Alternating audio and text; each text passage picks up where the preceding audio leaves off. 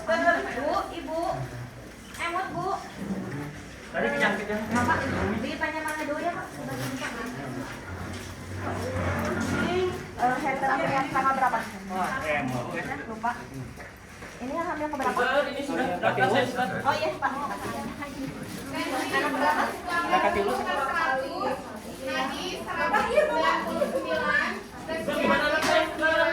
suhu 36,5, SPO 99. Iya, Teh. Anak ketiga ya? Anak yang satu berapa kilo? Waduh, itu Yang kedua? Dia pernah ada riwayat tensi nggak sebelum hamil? saat pernah ditensi na gitaran. Pas ketahuan ada tensi tinggi, kapan?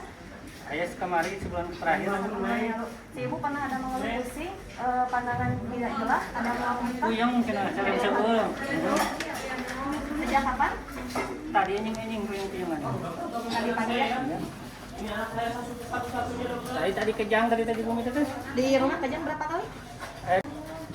Kirang langkung tahu dalapanan. Jam 8. Ibu di rumah minum obat? Tahu sih kasih naon? Sebelum hamil ibu ada riwayat kejang?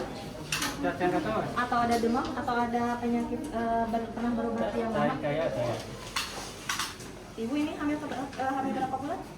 36 minggu. 36 minggu. Ibunya ada mulus-mulus? Mulai Keluar tadi. air? Keluar air ada? Bu, ini ya, jantung bayinya kan sampai bagus ya.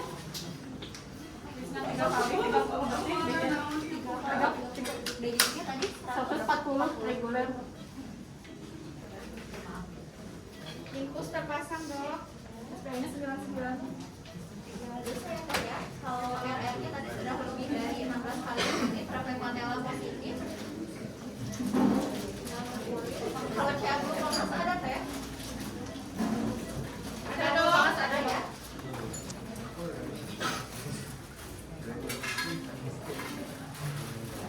Ibu, bapak keluarganya? Iya. Ibunya ada darahnya 180/100, tensinya tinggi. Sekarang mau dilihat dulu ya, mau dimasukin obat atau kalau kondisinya ya nanti kejang lagi. Mohon doanya ya, Pak ya. Doain. Roncurin 200 cc, Dok. Berat badannya tadi berapa? 70 kilo dok?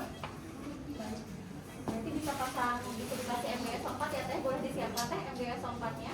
Ya. Kita masuk MBS 4 gram, boleh pelan ya teh, 15-20.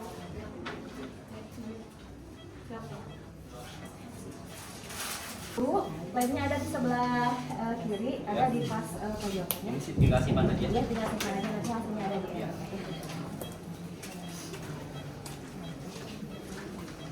Masuk 4 gram pelan IP. Lanjut dosis maintenance 10 gram dalam 500 cc/ml udah masuk. Tensi 190/100, nadi 98, respirasi 27, SPO 99.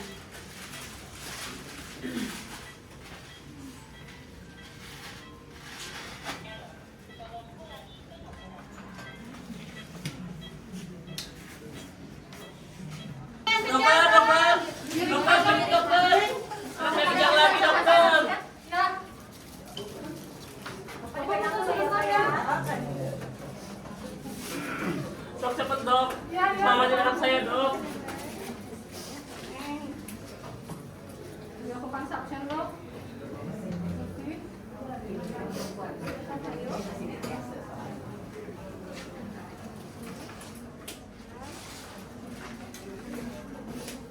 Yang 42 gram masuk IP pelan. Ya, konsul dulu ke dokter obstetrik. Kamu cek KTP, Pak? Iya, cek KTP bawah.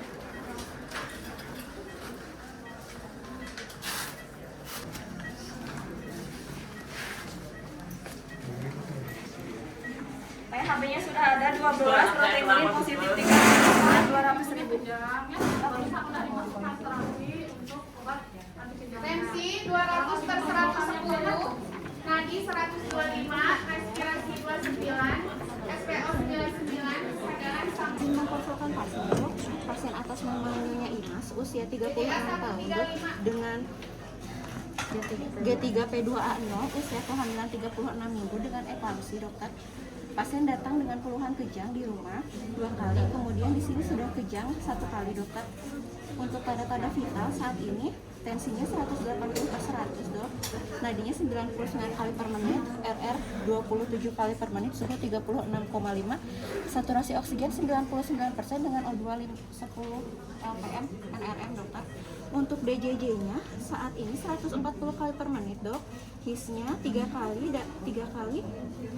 selama 10 detik dalam 35 menit, dokter. Untuk pemeriksaan dalamnya, pasien sudah ada pembukaan 45, dokter.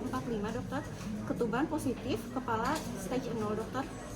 Tadi di IGD sudah diberikan protap MGOS 4, kemudian sudah diberi bolus MGOS 2 gram karena pasien kejang berbeda.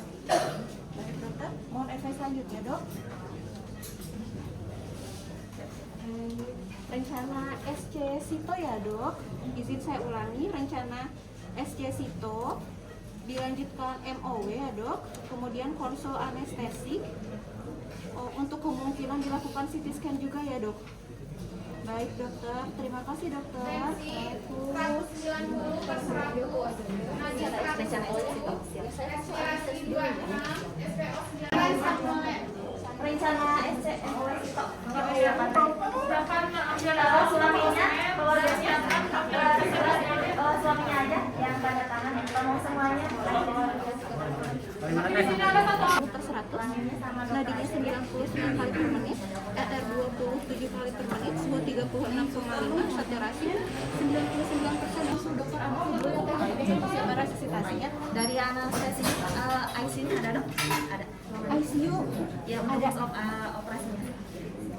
Assalamualaikum, dokter, punten dokter, saya Dera, dokter jaga ruangan, dokter jaga IGD, dokter. Izin konsul pasien, dok. Ini ada pasien rencana SC Sito, dok. Dokter, tolongin anak saya segera. Ibu, maaf ya, persiapan darahnya untuk operasi tentang darah. Ada keluarga Ibu Imas, suaminya Ibu Imas. Ya. Tadi saya sudah periksa kondisi ibu, kemudian sudah saya konsulkan ke dokter kandungan. Dari dokter kandungan, ibu rencana untuk dilakukan operasi. SC itu kita buka sayatan di perut untuk mengeluarkan bayinya. Dalam kalori bapak suaminya kan ya, Pak Punten ya, berkenan, Pak.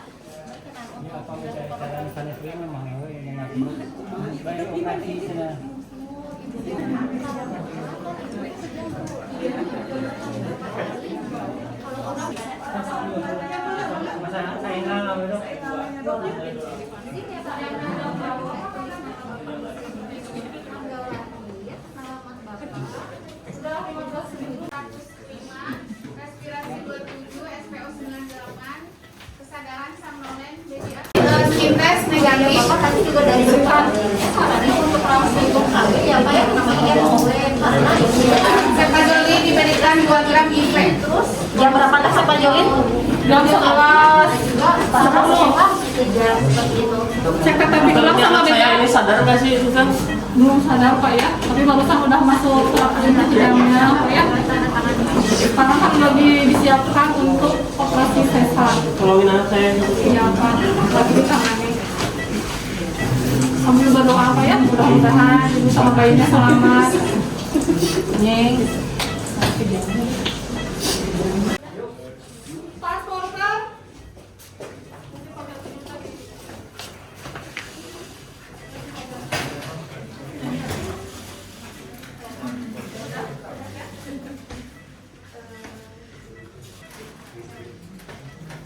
Setelah operasi ya.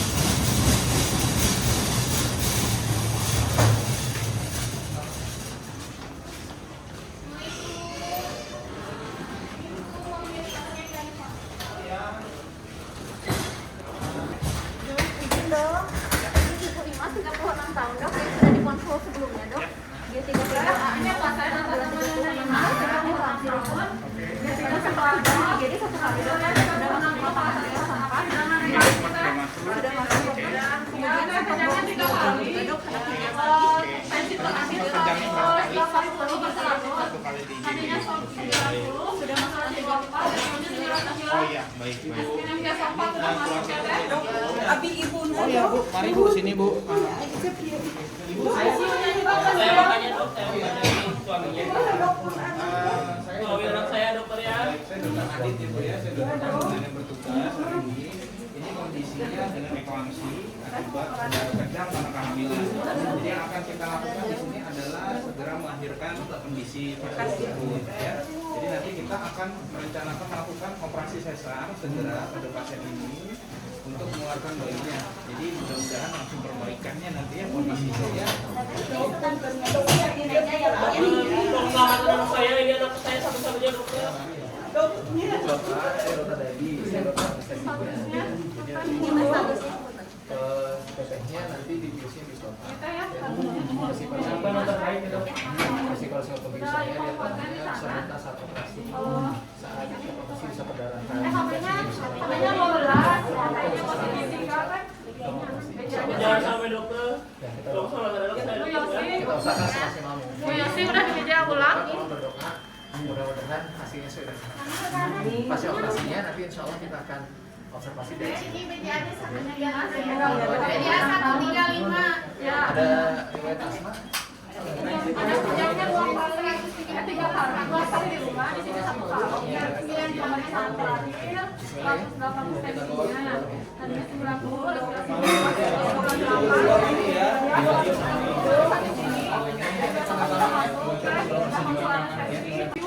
sepagorin udah masuk, populasinya udah masuk tadi di sana. Siapin delta ya. Ya. Bukan ini ada keluarga pasien kita lengkapin surat-surat untuk pemeriksaan dulu. Biasa ibu, ibu di atas di keluarga ya.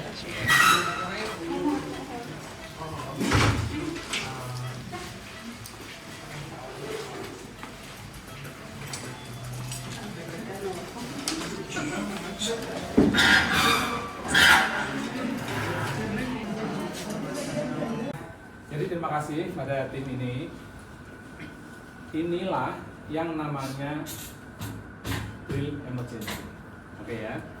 Untuk adik-adik PPDS, ini loh Dik, yang namanya drill emergency. Jadi kalian nanti pelatihan connect, udah satu tim aja udah cukup. Ya? Tapi terus dilakukan seperti ini terus menerus supaya ilmunya itu nyebar kepada seluruh sivitas hospitalia yang ada di sini. Jadi kalau ada emergency, kan belum tentu tim connect itu yang sedang jaga, betul kan? Tapi teman-teman yang lain bisa langsung aktif. Nah ini nanti titip kepada Pak Direktur, Direktur Pendik dulu, sama Bu Direktur Utama, bahwa kegiatan seperti ini harus dilakukan secara berkala. Sebaiknya itu dilakukan 1 bulan sekali. Yang menjadi panitia penyelenggaranya itu bisa bergantian. Jadi nggak harus dari Ponek terus, IGD terus, IBS terus, nggak kayak gitu. Jadi bisa bergantian. Boleh ya? Oke. Mari kita lakukan refleksi terhadap kegiatan tadi. Tadi siapa yang jadi pasien? Oh ada di sini. Gimana tadi rasanya jadi pasien? Capek. Capek. Kenapa capeknya? Gimana rasanya waktu kerja? Waktu kerja kayak kan harus henti napas ya, harus henti napas, kejang tuh capek. Capek banget ya. Gimana kalau itu terjadi beneran? Tidak bisa Jadi memang membayangkan. betul-betul berbahaya ya, kejang karena bisa mematikan si ibu. Suaminya Akibat panik kan jadi bingung tuh, jadinya nggak bisa ngapa-ngapain dong.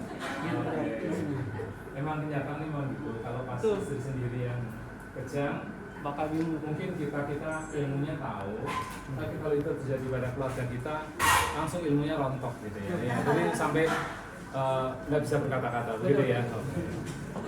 Terima kasih pada pasangan ini. Kita Berikutnya kepada ibunya tadi mana? Ibunya. Saya. Iya, karena anak satu-satunya takut meninggal, jadi cerewet dan takut. Jadi takut gitu kan. Kok kenyataannya tuh seperti ini gitu. Terus terkenal. Sesuai peran dan sesuai karakter. Bapaknya mana bapaknya? Gimana bapaknya tadi? Kesannya gimana? Saya jadi sedih beneran sih. Kalau pengalaman pribadi, Aku pikir takut apa? Iya.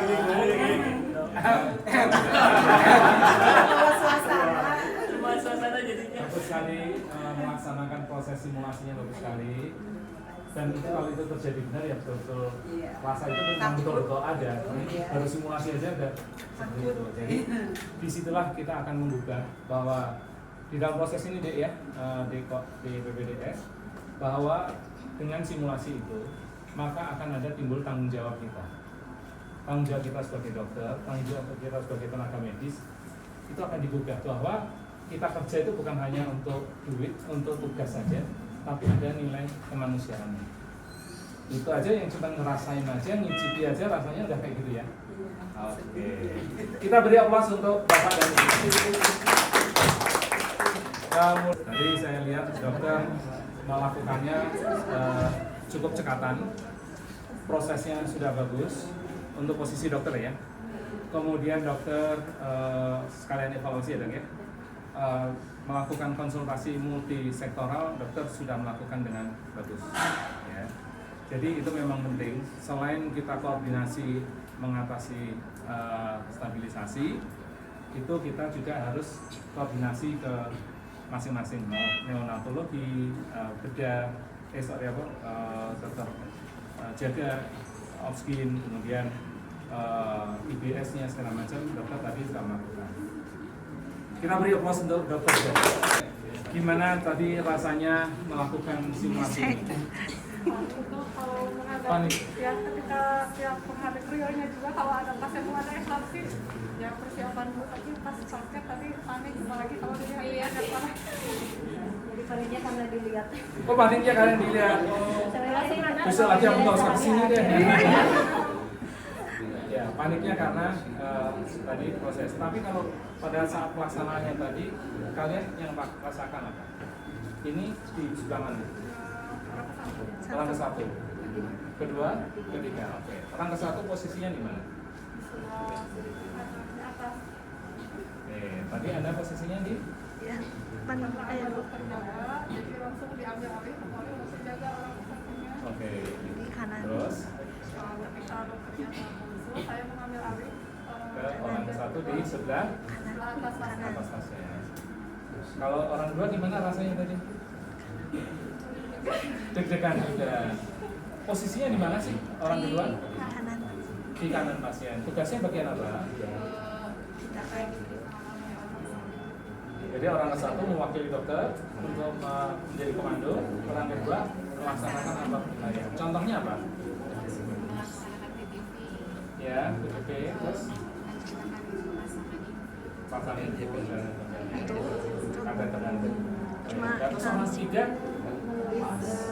Analisa. posisinya di sebelah mana? Kiri. Sama anamnesa ke pasien juga.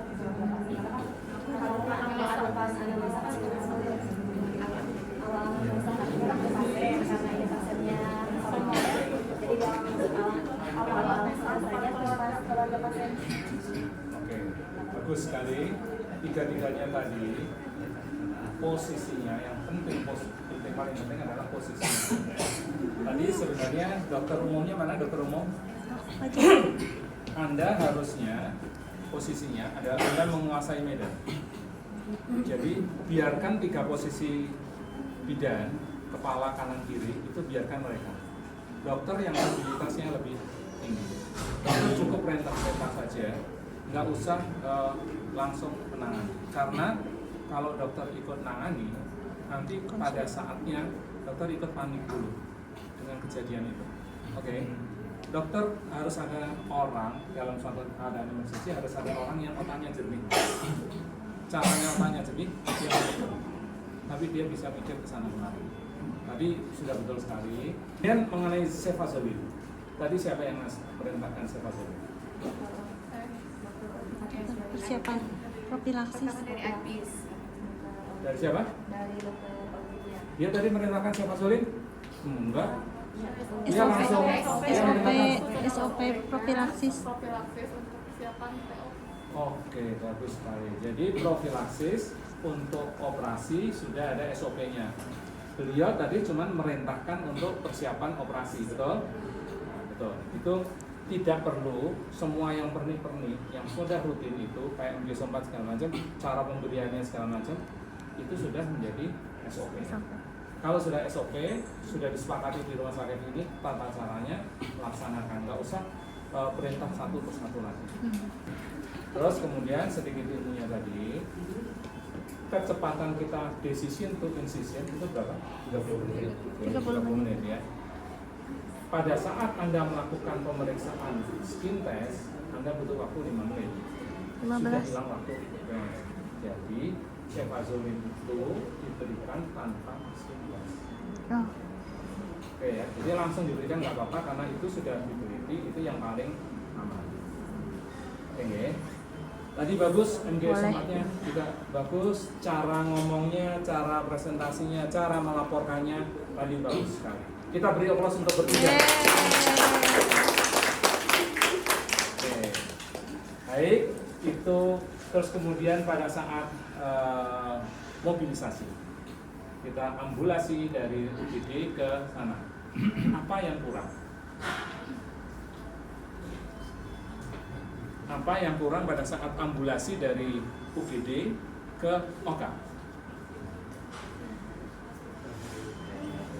Tadi oksigennya ada di mana ya? Di bawah. Oh, sudah ada.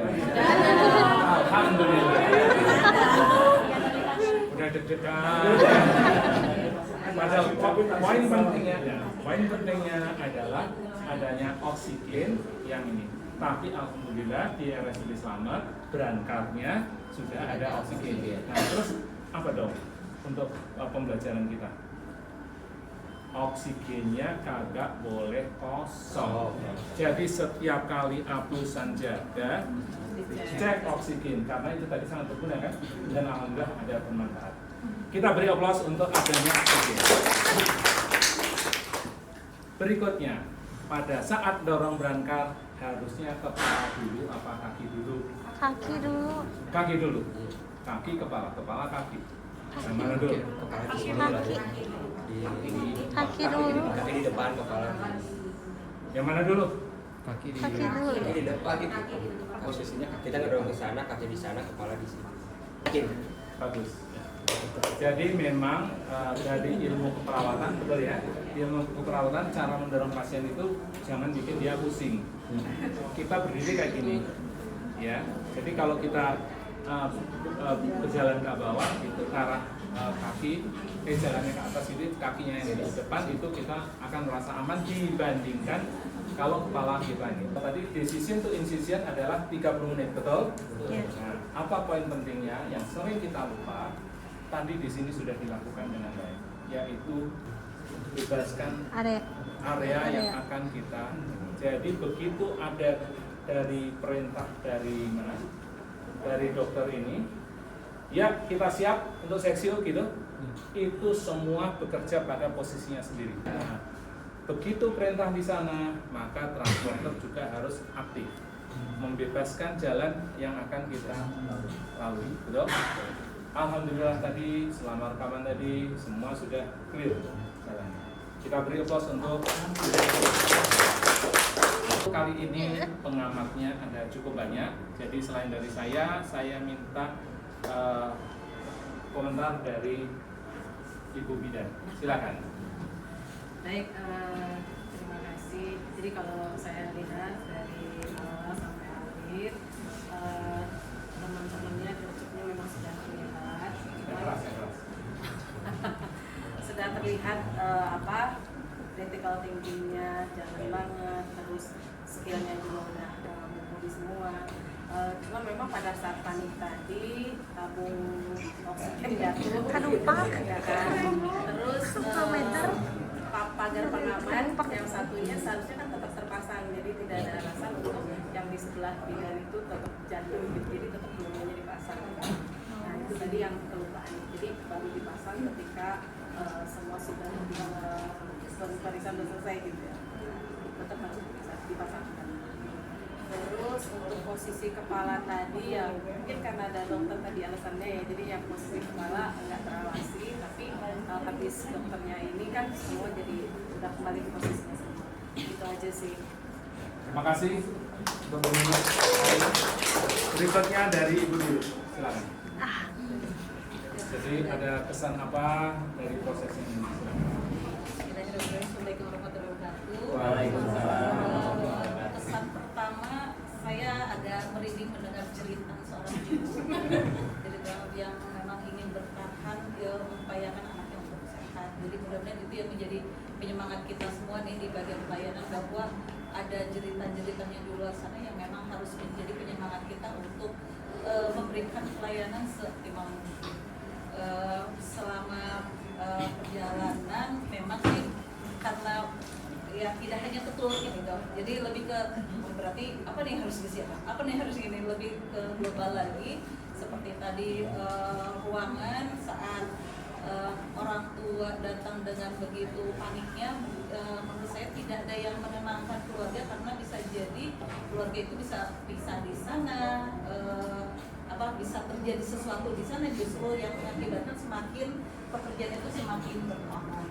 Terus saat memberikan penjelasan, kita memang tidak menyiapkan tempat duduk, itu kan tadinya berdiri gitu ya, duduk ke area yang memang wilayahnya wilayah kerja seperti itu, sehingga penjelasan tadi saya sempat lihat saat menjelaskan ke suami, orang tua di belakang berdiri gitu. Seperti itu mungkin bisa lebih kita mempersiapkan hal tersebut, karena kan informasi dan sebagainya harus jelas di sana. Terus tadi betul Bu yang disampaikan, karena tadi kejadian pertama ya, jadi ada yang jatuh, ada yang jatuh, nah berarti dari alkes kita gitu kan harus terus checking dan sebagainya seperti itu.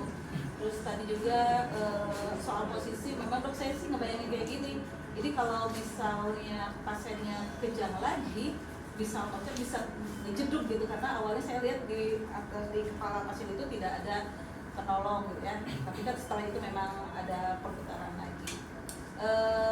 Terus apa lagi?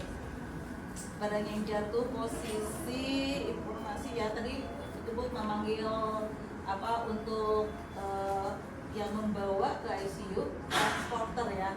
Transporter memang di kami ada, kalau tadi sih memang posisinya sudah siap di sana. Nah, yang harus kita pikirkan bersama adalah saat keseharian itu di mana dan pemanggilannya mungkin seperti apa. Kalau kemarin kan memang ada di sana, saat manggil transporter ini harus dibawa langsung ada. Nah, nanti mungkin menjadi catatan itu keseharian kita, posisinya mereka itu ada di mana, sehingga saat kita memanggil itu bisa secepat yang tadi. Itu mungkin. Terima kasih. Terima kasih. Aplaus untuk Ibu Direktur. Bapak Haji, silakan. Terima kasih, Dok. Mungkin kalau secara keseluruhan saya melihatnya memang ini karena mungkin belum terbiasa pelatihan atau perasaan dengan kejadian yang betul yang dikatakan betul kami, kita minimal sebulan sekali harus dibunuh. Itu aja mungkin. Terima kasih kepada Dr. Deden. Ya, terima kasih. Tim kebanggaan saya, terutama dan kebanggaan saya di Connect ya. Ya, kalian sudah biasa sebetulnya. Cuman karena saat ini dilihat semua orang merasa dinilai, tetapi itu nggak bisa terlepas dari urusan itu. Jadi mungkin ada kekakuan dan sebagainya. Tapi yang luar biasa tadi perannya ibu bapak dan pasiennya itu yang luar biasa. Kenapa? Nah itu tadi kalau saya lihat, satu, jarak antara ujung tempat tidur dengan dinding itu terlalu dekat. Jadi sehingga tidak terlalu luas, bisa di belakang kita ada instrumen ya, yang kalaupun kenceng kadumpak mah bisa ya, kalau kita panik kadumpak mah bisa aja dia jatuh ya. Itu satu. Yang kedua tentang colokan listrik. Mau saksen tadi kan kelihatan kan, tenapi-napi nggak nyampe-nyampe kan. Nah sampai coba lewat hanap akhirnya digeserin kan. Nah ini pun akan kejadian pada kenyataannya akan seperti itu gitu kan. Karena itu ya itu kan panel itu barangkali. Terima kasih, kita beri aplaus untuk Wajib ya. Ada satu lagi. Alhamdulillah. Baik, tunggu dulu ya.